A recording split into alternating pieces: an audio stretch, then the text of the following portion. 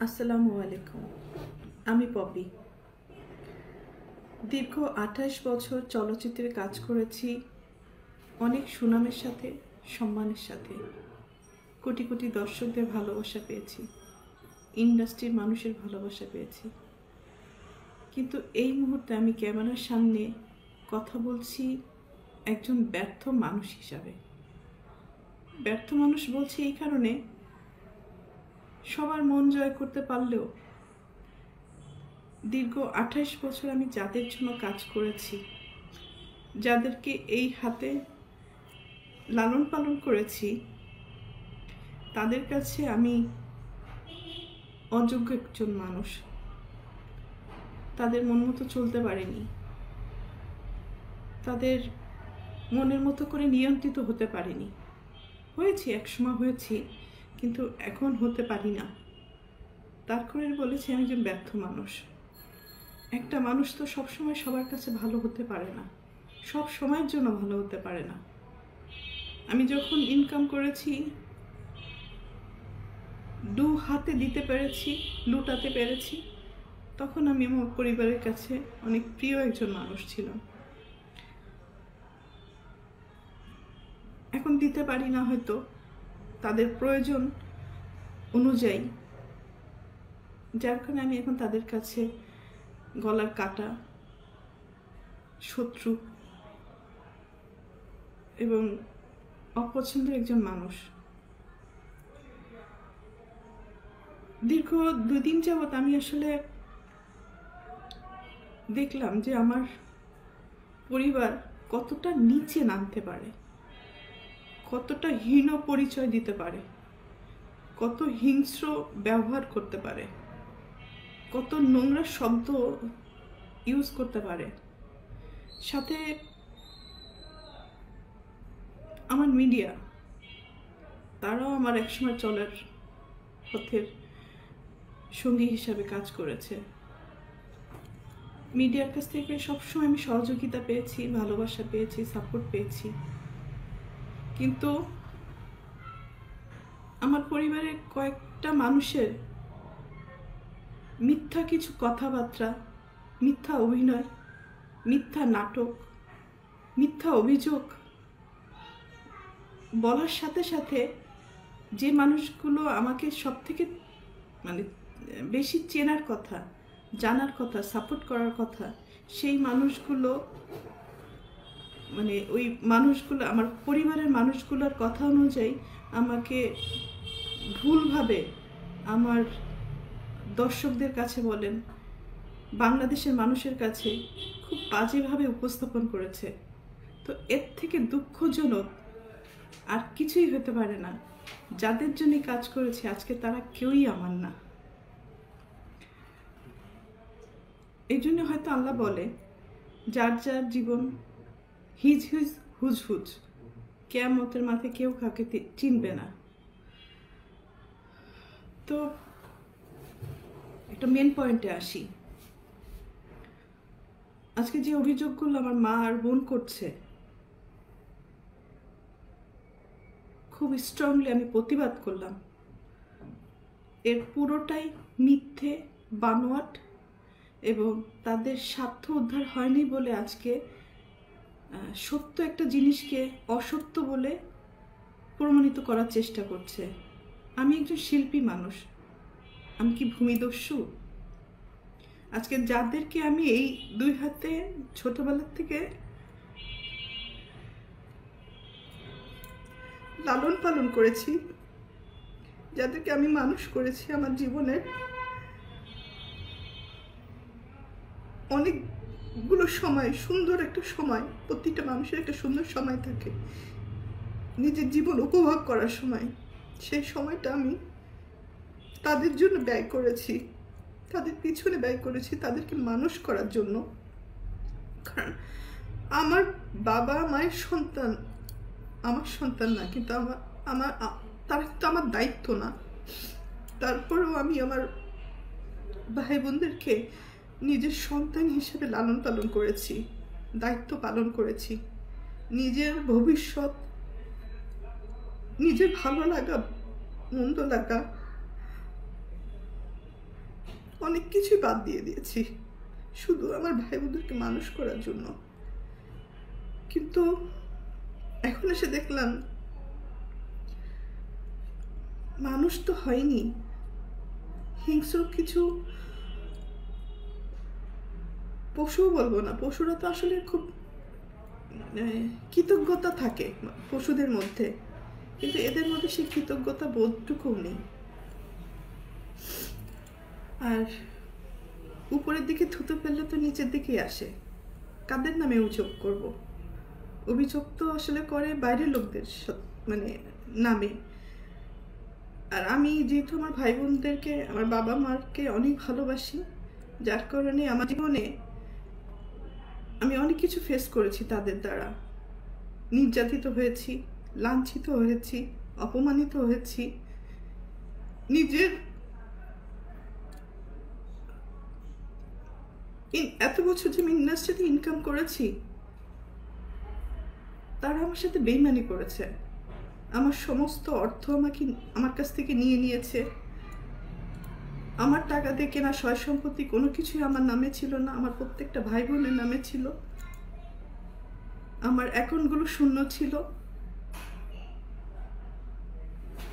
এবং আমার গাড়ি, শুধু আমার দেহটা ছাড়া আমার কোনো কিছুই আমার ছিল না। সব কিছুই তাদের আন্ডারে ছিল। আমিও তাদের আন্ডারে ছিলাম। তো একটা পর্যায়ে এসে মানুষের জীবনে বেঁচে থাকার জন্য কিছু না কিছু প্রয়োজন হয়। তো বেঁচে থাকার মতো শুধু আমার জানটা ছিল হয়তো। তো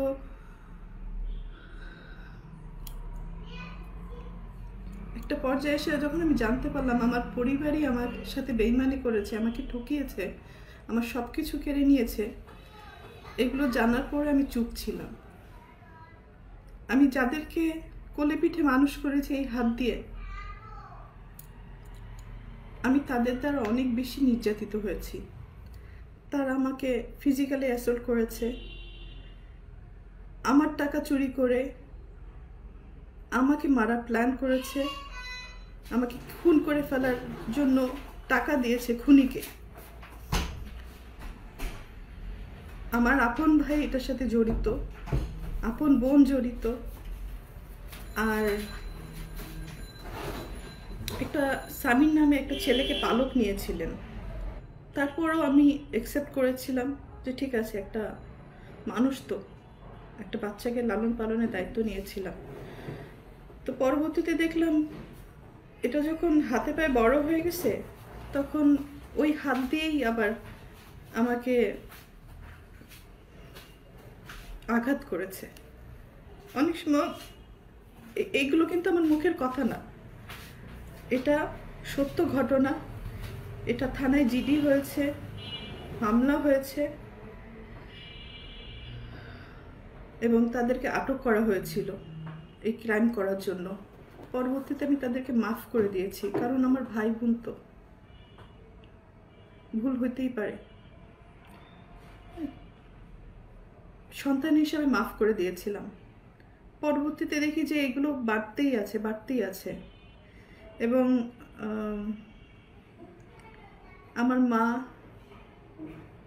মা তো আসলে অনেক বড় একটা শব্দ, কিন্তু পৃথিবীতে সব মা না। ভালো মাও আছে, খারাপ মাও আছে। দুর্ভাগ্যবশত আমার মাটা হয়তো আমাকে সেই পরিমাণ ভালোবাসতে পারেনি, কারণ আমি আমার মার কাছে, পরিবারের কাছে সবসময় সোনার ডিম পাড়া একটা হাঁস ছিলাম, মানে দুধ দিয়ে একটা গরু ছিলাম, টাকা ছাপানোর মেশিন ছিলাম। সন্তান হিসেবে কখনো ওই ভালোবাসাটা, ওই কেয়ারিংটা পাইনি। তারপরও কোনো অভিযোগ নেই, আগেও ছিল না, এখনো নেই। আর আমি আমার মনকে বুঝ দিয়ে নিয়েছি, আর পাবো না কখনো তাদের কাছ থেকে সেই ভালোবাসাটা। কারণ একটা মানুষ যখন মেশিনে পরিণত হয়, তখন তার মূল্য মেশিন হিসাবেই থাকে, মানুষ হিসাবে থাকে না।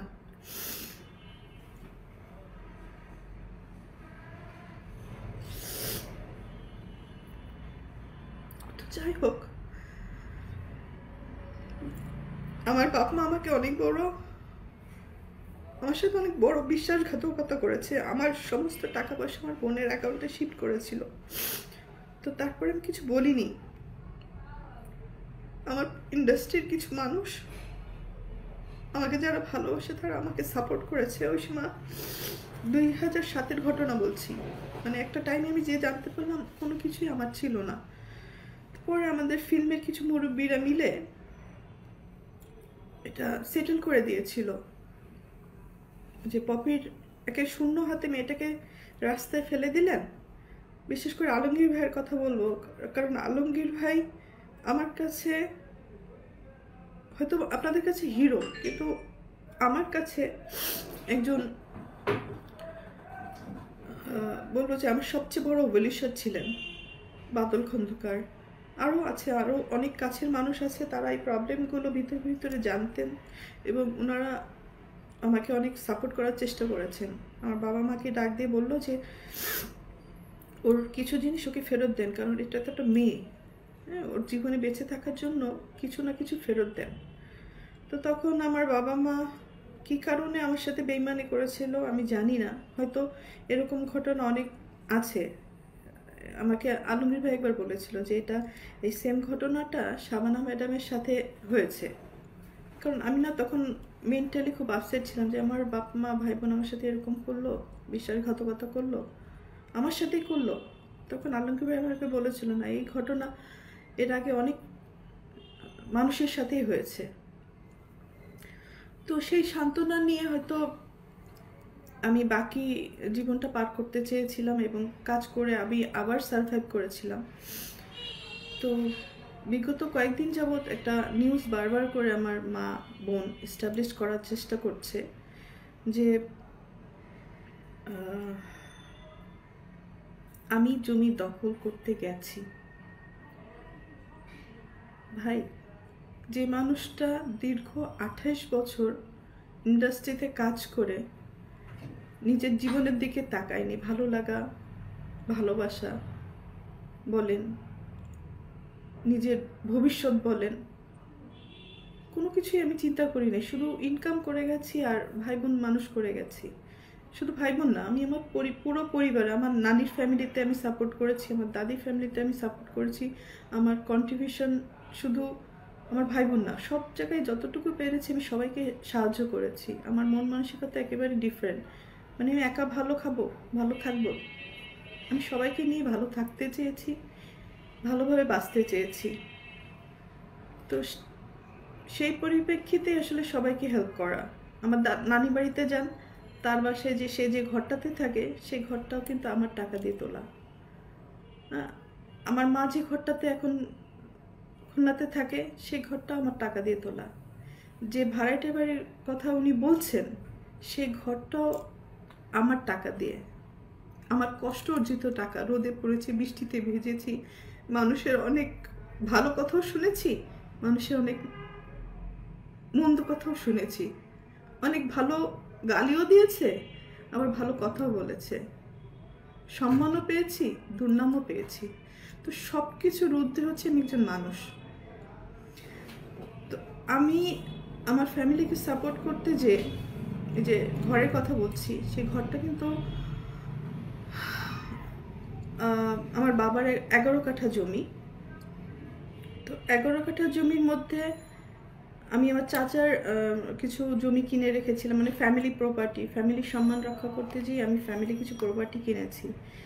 তো আমার চাচার অংশ কিনেছি, আমার ফুপুর অংশ কিনেছি, আমার বাবারও কিছু অংশ বিক্রি করে দিয়েছিল বাইরে, পরে আমি নিয়েছি কিনে এবং ওখানে ঘর তুলে দিয়েছি। তো কিছু অংশ আমি কিনেছিলাম যেটা রাস্তার সহকারে রেজিস্ট্রি হয়েছিল, মানে আমাকে জমি যখন কিনি তখন আমাকে জমির পিছনের অংশ দেওয়া হয়। তো পিছনের অংশে যেতে গেলে আপনারা সবাই জানেন এটা নর্মাল একটা জিনিস, বাড়ির পিছনের অংশ যদি কিনি তাহলে পিছনের অংশে যাওয়ার জন্য নিশ্চয়ই আমি হেলিকপ্টার দিয়ে যাব না বা ক্রেন দিয়ে ওখানে নামবো না, আমাকে যাওয়ার জন্য রাস্তা দিয়ে যেতে হবে। তো রাস্তাটা হচ্ছে আমার বাবা এবং চাচার জমির মাঝখান দিয়ে রাস্তাটা, যেখানে আমি আমার কেনা জমিতে আমি পৌঁছাতে পারবো। তো এই জমিটা রেজিস্ট্রি হয় 2008-এ।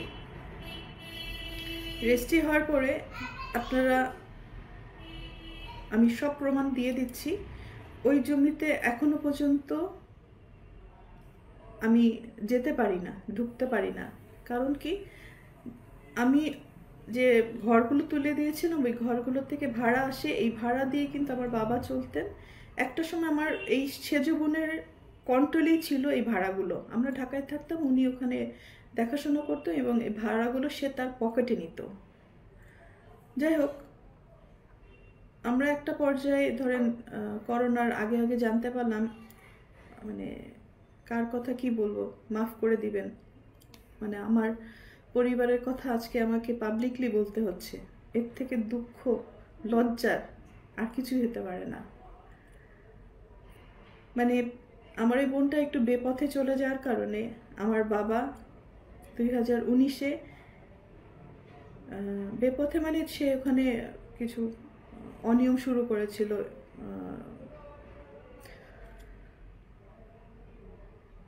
নেশা জাতীয় ব্যবসা শুরু করেছিল, জিনিসের স্মাগলিং শুরু করেছিল, সুদের ব্যবসা শুরু করেছিল। তো আমাদের যতটুকুই আছে সম্মান ফ্যামিলিতে, মানে দেশের মানুষের কাছে সম্মান বলেন আর খুলনার মানুষের কাছে সম্মান বলেন, এই সব কিছু, মানে সব কিছুর কি বলে, সব কিছুর কারণে আমার বাবা তাকে এগুলো স্টপ করতে বলে। তো উনি স্টপ করে না এবং আমার মা তাকে এই সমস্ত অকারেন্সের জন্য তাকে সহযোগিতা করে, সাপোর্ট করে। তো যার কারণে আমার মা এবং বাবার সাথে এগুলো নিয়ে দ্বন্দ্ব বাঁধে এবং দ্বন্দ্বের এক পর্যায়ে যে আমার বাবাকে খেয়ালি মারধর করে এবং রক্তাক্ত করে দেয়। তো বড় সন্তান হিসাবে এটা আমার সামনে হওয়াতে আমি আমার ছোট বোন এটা প্রোটেস্ট করি এবং প্রোটেস্ট করতে যে আমার বাবাকে সেভ করতে যে আমিও সেখানে ইনজিউর হই। হ্যাঁ, আমার ছোট যে পালিত ভাই বলে, তথাকথিত ছোট ভাই সামির এবং বোন খেয়ালি, ওনারা আমাকে, আমার বাবাকে প্রচুর পরিমাণ মারধর করে। সেটা পুরো খুলনা শহর সবাই জানে, আমার ফুল ফ্যামিলি জানে। এবং আমার কাজিন আছে, ফুফাতো ভাই, সেও পাশ থেকে, সবাই তো আসলে মুভ করে না। আমার এই ফুফাতো ভাইটা, ভাই 2-4 জন ছিল যারা এসে দেখে যে আমার বাবাকে আমাকে পিটাচ্ছে, মানে মেরে ফেলার উপক্রম হয়েছে, সেই মুহূর্তে ওরা এসে আমাদেরকে সেভ করে এবং তারাও এই আক্রোশের শিকার হয়। তো ওই মুহূর্তে বাসার মধ্যে আমাদের ফ্যামিলিতে ডিসিশন হলো যে, এবং আম্মিরও কিছু যোগাযোগ শুরু হলো যেটাতে আসলে স্বামী হিসাবে আমার বাবা মেনে নিতে পারেননি। আসলে এটা বলা উচিত না, যাই হোক এখন বাধ্য হয়ে আমাকে বলতে হচ্ছে। না বললে আমার ইমেজ যেভাবে তারা নষ্ট করার চেষ্টা করেছে, আমার তো অল্প ছোটোখাটো একটা ইমেজ, সুন্দর যতটুকু কাজ করার চেষ্টা করেছি সেই ইমেজগুলো সে নষ্ট করার চেষ্টা করেছে এবং দেশের মানুষের কাছে আমাকে একদম ভূমিদস্যু হিসাবে প্রেজেন্ট করেছে। হ্যাঁ, একজন নায়িকা হিসেবে না, আমাকে একজন ভিলেন হিসেবে প্রেজেন্ট করে ফেলেছেন, যেটা একেবারেই মিথ্যা কথা। তাদের এই দোষগুলো দেওয়ার কারণেই, ঢাকতে যেয়ে এই কাণ্ড কারখানাগুলো করেছে। তো মেন কথাতে আসি। তো ওই সময় আমার বাবা তাকে ডিভোর্স দিতে চেয়েছিলেন এবং বাসার থেকে দীর্ঘ 4 বছর আমার মা এবং বোনকে আমাদের বাড়ি থেকেই উনি বের করে দিয়েছিলেন। এটা আমাদের ফিল্মের সবাই জানে, আমাদের পরিবারের সবাই জানে, খুলনাবাসী সবাই জানে। এবং আমার বাবা অতিষ্ঠ হয়ে মারধর খেয়ে পরে উনি থানাতে জিডি করেন, আমাদের খুলনা সোনাডাঙ্গা থানা। 2019-এ 14 মে একটা জিডি আছে, এটা আমি দিয়ে দিব বা আপনারা খুঁজলে সবাই পাবেন। ওই সময় থানার ওসি সাহেব হয়তো উনি আপনাদের ভালো করে ব্রিফ করতে পারবে ঘটনাটা। এবং র্যাবে আমার বাবা যে কমপ্লেন করে আমার এই বোনের নামে, তো ওইটার একটা আক্রোশ ছিল, যার কারণে আজকে আমাকে খুব নোংরাভাবে দর্শকদের কাছে প্রেজেন্ট করেছেন আমার মা এবং আমার বোন। তো আমি আরেকটা কথা বলি, সেদিনকে যে আমি খুলনাতে গিয়েছিলাম, খুলনাতে যার মেন কারণ হচ্ছে ওয়াসা আমাকে চিঠি দিয়েছে, যেহেতু আমার ইলেকট্রিক্যাল লাইন এবং ওয়াসার লাইন, আমার নামে যে লাইনটা আছে এটা অবৈধভাবে আমার মা বোন দখল করে রেখেছে এবং এটা ভাড়াটারা ইউজ করে। হ্যাঁ, এই ভাড়াটে বাড়ির টাকাটা ওনারা নেয়। হ্যাঁ, ওনারা বলছে আমি দখল করেছি, তো দখল যদি করি আমি, তাহলে আমার মা বোন কীভাবে টাকাটা, মানে আমার বাবা মারা যাওয়ার পরে রীতিমতো তারা ওইখানে কবজা করেছে এবং দখল করার চেষ্টা করছে। তো তারপর আমি বলছি যে, মনে করেছি যে আমার মা বোনই তো, খাইলে খাক, আমি ওটা দেখিও না, নেও না, আমি যাইও না, আমার রাস্তা আটকায় রাখার পরেও। তো যেহেতু তারা ওই ইলেকট্রিকের লাইন এবং ওয়াসার লাইনটা অবৈধভাবে ইউজ করছে, তারা কোনো টাকা পয়সা পরিশোধও করে না, অনেক টাকা বকেয়া পড়ে যায়, পরে দেখা যায় যে আমার এই বিলগুলো সব পরিশোধ করতে হয়। ভাই, আমি তো মানুষ, কাহাতক করব, কতক্ষণ করব, কতদিন করব? আমার নিজের জীবনের দিকেও তো তাকাতে হবে। তো যার কারণে অফিসিয়াল চিঠি পাওয়ার পরে আমি ওখানে প্রেজেন্ট হই।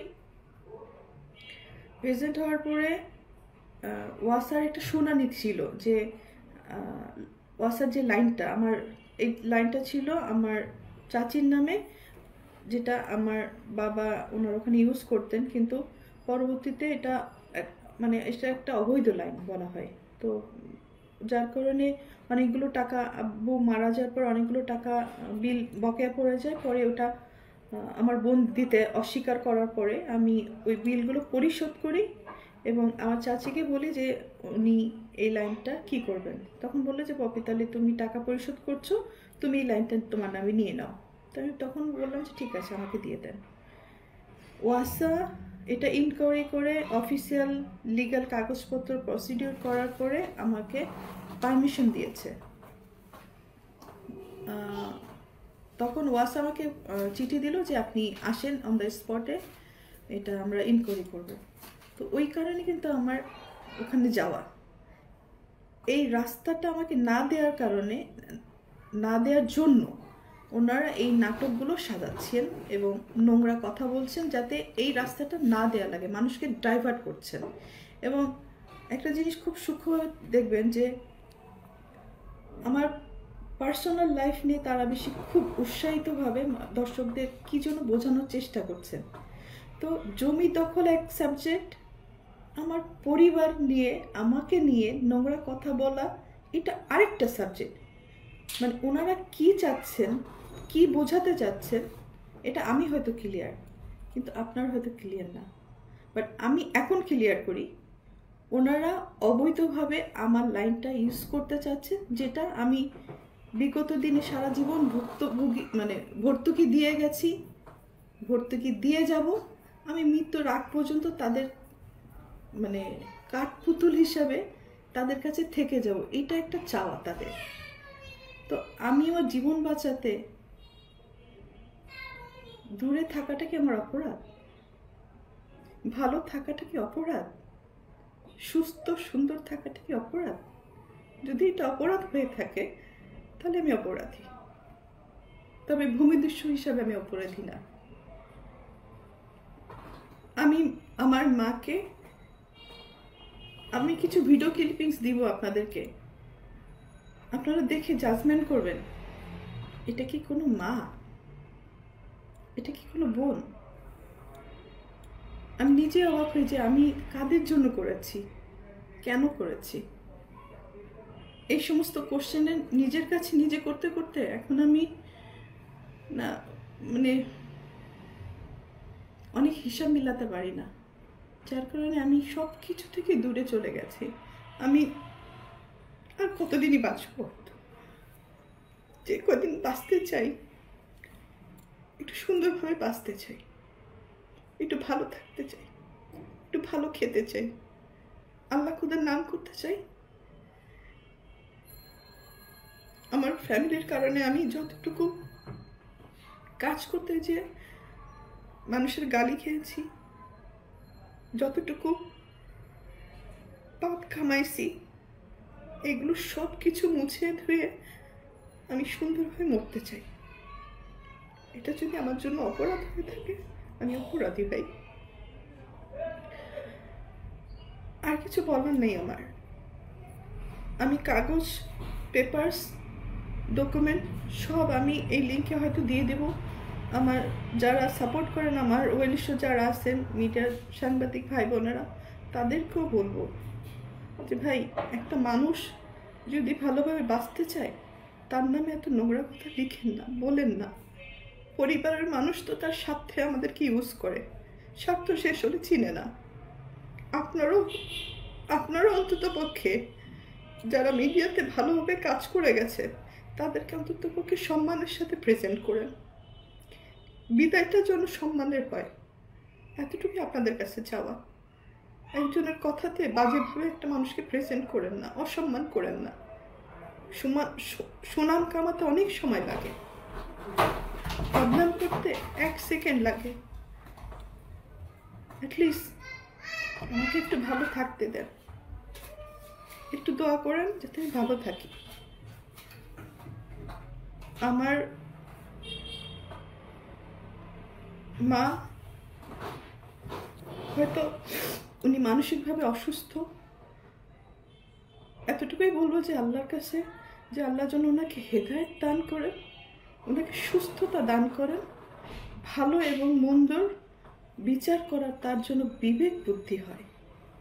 সন্তান সবাই সমান। যদি উনি সন্তান হিসেবে আমাকে বলে থাকেন, মেনে থাকেন, জেনে থাকেন, তাহলে সন্তান সবই সমান। আমি কিন্তু কারোর জমি দখল করিনি। যে মানুষটা সারা জীবন সবাইকে দিয়ে গেছে, আমার ভাই বোনের কাছে আমার কিছুই চাওয়ার নেই, কিছুই পাওয়ার নেই, শুধু একটু সম্মানের আশা করি। আপু কেমন আছেন? ভালো আছেন? ভালো থাকেন। আমিও দোয়া করি আমার ভাই বোন, আমার আত্মীয় স্বজন যেখানে যেভাবে আছেন সবাই ভালো থাকেন, দেশবাসী ভালো থাকে। সবার জন্য ভালোবাসা, ভালো দোয়াত করি। কারোর জন্য আমি ক্ষতিকর মানুষ না, পারলে দিয়েছি, না পারলে কারো ক্ষতি কোনোদিন করি নাই। আমি আমার বাবা মার কাছ থেকে কখনো কোনো কিছু নেয়নি। 14 বছর বয়সে ইনকাম করেছি, আমি করা শুরু করেছি। আমি আমার বাবার কাছ থেকে কবে একটা ঈদের জামা নিয়েছি, পেয়েছি, আমি বলতে পারবো না। আমার মা কবে আমার মাথায় তেল দিয়েছে, দুবেলা ভাত খাওয়াই দিছে, আমি বলতে পারবো না। কাজের তাগিদে অনেক কষ্ট করেছি। তো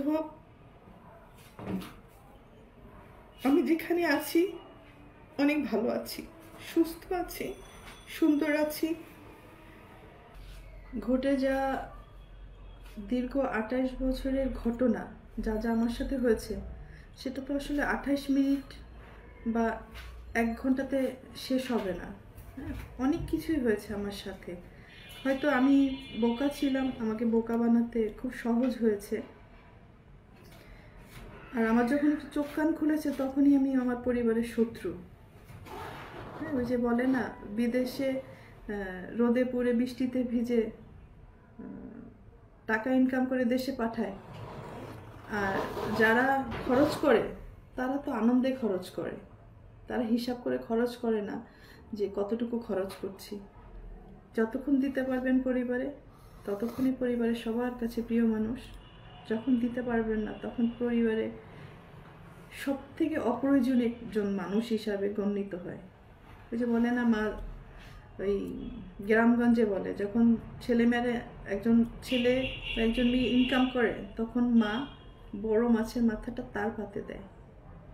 আর যখন ইনকাম করতে পারে না, পরবর্তীতে যে ইনকাম করে সেই মাছের মাথাটা প্লেট চেঞ্জ হয়ে যায়। তো আমার বেলায় আমি অনেক কিছুই, হয়তো ফিল্মের নায়িকা, আমি অনেক কিছুই মানে বাস্তব জীবনে দেখেছি। তো এতটুকু বলতে পারি, আমি ক্যামেরায় একজন ভালো অভিনেত্রী। ক্যামেরার সামনে স্ক্রিপ্ট পড়েছি, ডিরেক্টরের ডিরেকশন ফলো করেছি, হয়তো 3বার ন্যাশনাল অ্যাওয়ার্ড পেয়েছি। একজন ভালো অভিনেত্রী হিসাবে পুরস্কৃত স্বীকৃতি পেয়েছি আমি। কিন্তু বাস্তব জীবনে আমি খুবই কাছে একজন অভিনেত্রী। মানে অভিনয়টা আমার দ্বারা হয় না। অনেক কিছু সহ্য করেছি, তো মুখ বুজে সহ্য করাটাই হয়তো আমার পরিবার আমার দুর্বলতা মনে করেছে, আমার ক্ষতি করেছে যারা যারা, তারা সবাই মনে করেছে আমি হয়তো চুপ থাকি, হজম করি, কারো ক্ষতি করি না, এটা আমার দুর্বলতা। কিন্তু মানুষের যখন দেয়ালে পিঠ ঠেকে যায়, তখন সে একটা না একটা পর্যায়ে প্রোটেস্ট করে। তো আজকে আমার এই বক্তব্যটা হচ্ছে অন্যায়ের বিরুদ্ধে প্রোটেস্ট করলাম। মা বলে যে সমস্ত কথা ইমোশনালি মানুষকে ব্ল্যাকমেলিং করে, আমি এর আগেও তাকে মাফ করে দিয়েছি। আমার মা কথায় কথায় বলে যে আমাকে খাট কিনে দিল না, আমাকে মোবাইল কিনে দিল না, আমাকে টিভি কিনে দিল না। ভাই, একটা পরিবারে যখন একজন উপার্জন করে, সে যখন কোনো কিছু কিনে নিয়ে আসে, ধরেন আমি একটা ফ্যান কিনে নিয়েছি, তখন কি আমি বলবো যে মা এই ফ্যানটা আপনার জন্য শুধু আপনিই বাতাস খাবেন আর বাকিরা কেউ খাবে না? বা আমার বাসায় আরও 5 জন লোক আছে, 5টা ভাই বোন আছে, তো আমি কি ফ্যান কিনলে আমার মার জন্য একটা কিনবো, আমার 5টা ভাই বোনের জন্য 5টা ফ্যান কিনবো? একটা টিভি যখন কিনে নিয়ে আসি, তখন আমি আমার মাকে বলবো যে মা আপনার জন্য একটা টিভি কিনে নিয়েছি, এবং আমার আরও 5টা ভাই বোন আছে, এই 5টা ভাই বোনের জন্য 5টা টিভি কিনেছি। একটা ফ্রিজ যখন কিনেছি, আমি তো সংসারে সবার জন্য কিনেছি। একটা ফ্রিজ আমার মার জন্য কিনবো, আর আরও 5টা ফ্রিজ আমার ভাই বোনের জন্য কিনবো। তাহলে আবার খাটের কথা বলে যে আমার খাট কিনে দেয়নি, তো আমার মার জন্য একটা খাট কিনবো, আমার 5টা ভাই বোনের জন্য 5টা খাট কিনবো। তো এরকম আমার কাছে দাবি করা হয়েছে। তো আমি জানতে চাই এই দাবিটা কি শুধু আমার বেলায় করা হয়েছে, নাকি পৃথিবীর সব মায়েরাই এই দাবি করে?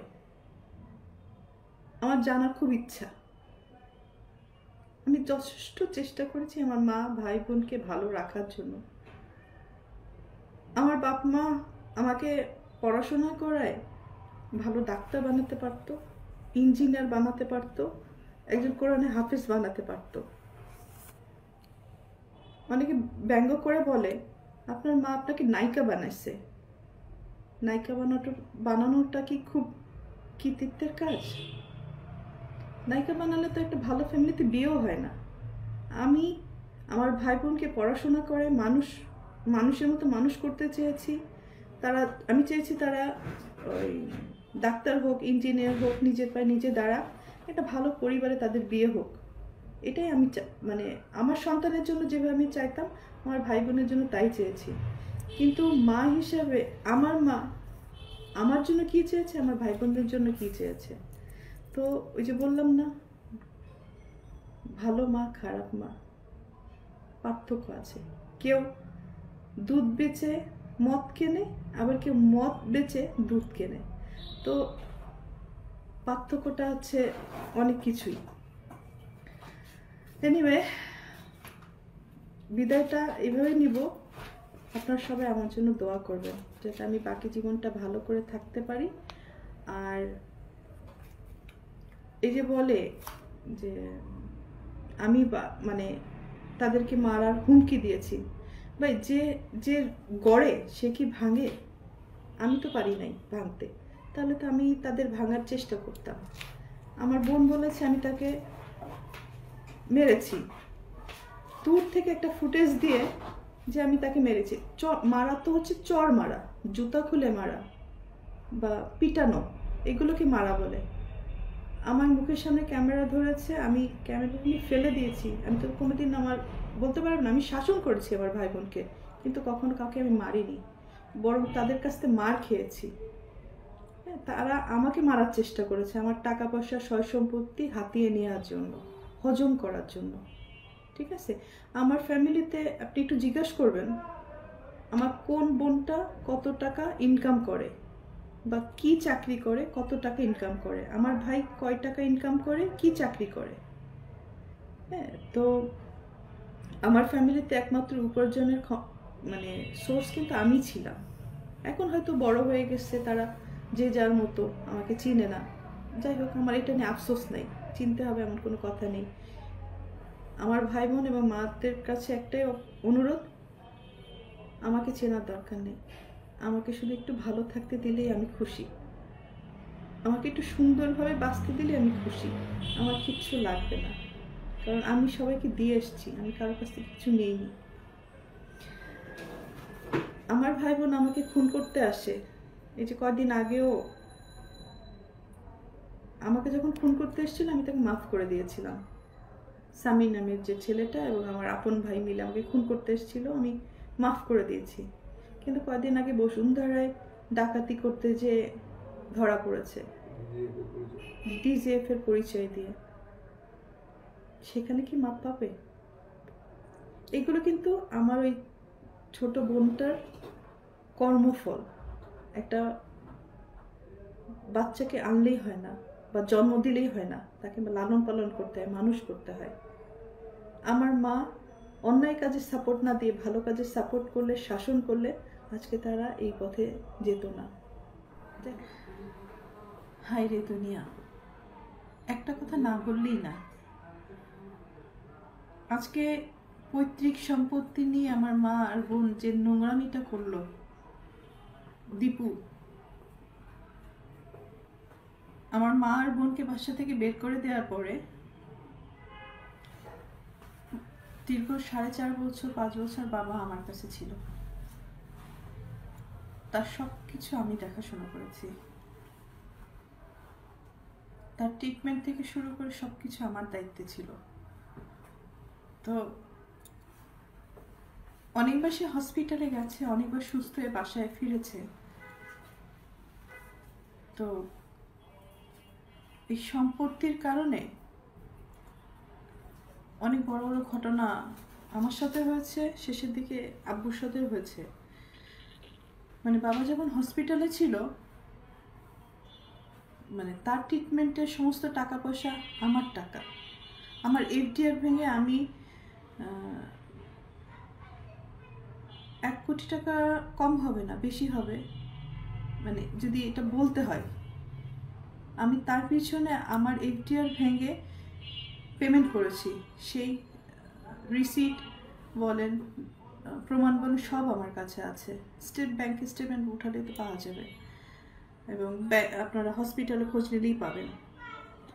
অথচ যার সম্পত্তি নিয়ে এত নোংরা কথাবার্তা হচ্ছে, দখলদারি নিয়ে এত কথাবার্তা হচ্ছে, তারা কিন্তু একটা টাকাও খরচ করেনি আমার বাবার অসুখের সময়। যেই মারা গেল সেই তার সম্পত্তি নিয়ে ভাগাভাগি করছে, ব্লেম দিচ্ছে, নোংরামি করছে, দখল বুঝে নিচ্ছে। আর দীপু, বাবার লাশটাও ধরতে চাও নাই। আর আজকে বাবার সম্পত্তি নিয়ে কত রকম নোংরামি করছো। কোথায় ছিল এই সমস্ত? মানে তখন একবার চিন্তা করা উচিত ছিল, যার সম্পত্তি নিয়ে তুমি লাফালাফি করছো, ভোগ দখল করার চেষ্টা করছো, সেই লোকটাকে সারা জীবন গালি দিছ, তার সাথে দুর্ব্যবহার করছো, তার চেহারাও দেখো নাই। সব প্রমাণ কিন্তু আমার কাছে আছে, এটা আমি এখন দিব তোমাকে, যেত না। যাই হোক, শেষটা এটাই বলবো, আপনারা সবাই ভালো থাকেন, আমাকেও ভালো থাকতে দেন, সম্মানের সাথে যেন আমার মৃত্যু হয় এই কামনাটুকু করে আমি বিদায় নিই।